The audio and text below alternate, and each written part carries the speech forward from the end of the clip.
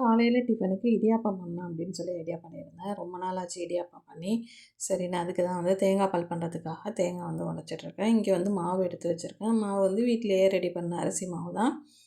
பச்சரிசியை வந்து நல்லா கழுவி வெயிலில் காய வச்சுட்டு மிஷினில் கொடுத்து அரைச்சி வச்சுருக்கேன். அந்த மாவு தான் நான் எப்போவுமே இடியாப்பத்துக்கு, கொழுக்கட்டைக்கு எல்லாத்துக்குமே யூஸ் பண்ணுறது.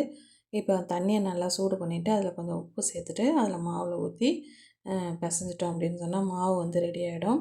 இப்போ தேங்காய் வந்து திருவுறதுக்கு என் பொண்ணுகிட்ட கொடுத்துட்டேன். அவள் வந்து திருவி வச்சிட்ருந்தாங்க. சரி நான் அதுக்குள்ளே நம்ம இடியாப்பத்தை புழிஞ்சிடலாம் அப்படின்னு சொல்லி இடியாப்பம் உரல்ல மாவு சேர்த்துட்டு இடியாப்பம் புழிய ஆரம்பிச்சிட்டேன். இந்த இடியாப்பம் புழியிற தட்டு பார்த்திங்கனாக்கா 4 தட்டு உள்ள மாதிரி நான் வந்து வாங்கிட்டேன். இதில் வந்து 3 தட்டும் இருக்குது. பட் வந்து நான் வந்து இட்லி பாத்திரத்துலேயே வச்சிடலாம் அப்படின்னு சொல்லி வாங்கினேன். பட் வந்து 4 தட்டுங்கிறதுனால அது இட்லி பாத்திரத்துக்குள்ளேயே வந்து வச்சு உள்ளே நமக்கு மூடுறதுக்கு வந்து சரியாக வரல.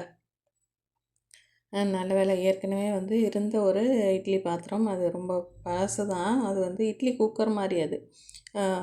இப்போ இதை நான் உள்ளே வச்சு மூடும்போது காமிக்கிறேன் பாருங்களேன். நம்ம பால் குக்கர் அந்த மாதிரி வச்சுருக்கோம்ல, அந்த மாதிரி இட்லி ஊற்றி அது விசில் வர்றது. பட் வந்து இப்போ அந்த விசில்லாம் வரல. அது கொஞ்சம் ஃபால்ட் ஆகிடுச்சு. அதனால் சரி நான் அந்த பாத்திரம் வந்து ஆனால் இட்லி ஊற்ற முடியாது. இப்போ அந்த இட்லி தட்டெல்லாம் கொஞ்சம் சாஞ்சு அது ரொம்ப டேமேஜ் ஆகிடுச்சு. அதனால் இந்த பாத்திரம் இருந்துச்சு. சரி இதை வச்சு மேனேஜ் பண்ணி அதிலே வந்து இடியாப்பத்தை ஊற்றி எடுத்தாச்சு. அதோட தேங்காய் பாலும் ரெடி பண்ணிட்டேன். அதுக்குள்ளே என் சின்ன பொண்ணு வந்து சரி எனக்கு வந்து ஜீனி போட்டு தாம்மா வேணும் தேங்காய் பால் அப்படின்னு சொல்லிட்டாங்க. சரின்ட்டு அவளுக்கு கொஞ்சமாக வந்து தேங்காய் பாலில் வந்து ஜீனி போட்டோம். எங்களுக்கெல்லாம் வந்து நாட்டு சக்கரை போட்டோம். அப்படியே ரெடி பண்ணிட்டேன். ஒருபடியாக இன்றைக்கி இடியாப்பம் செஞ்சு காலை சாப்பாடு முடிச்சாச்சு. நீங்கள் என்ன காலைல சாப்பிட்டீங்க? உங்களுக்கு இடியாப்பம் பிடிக்குமா பிடிக்காதா அப்படின்னு சொல்லி கமெண்டில் பண்ணுங்கள்.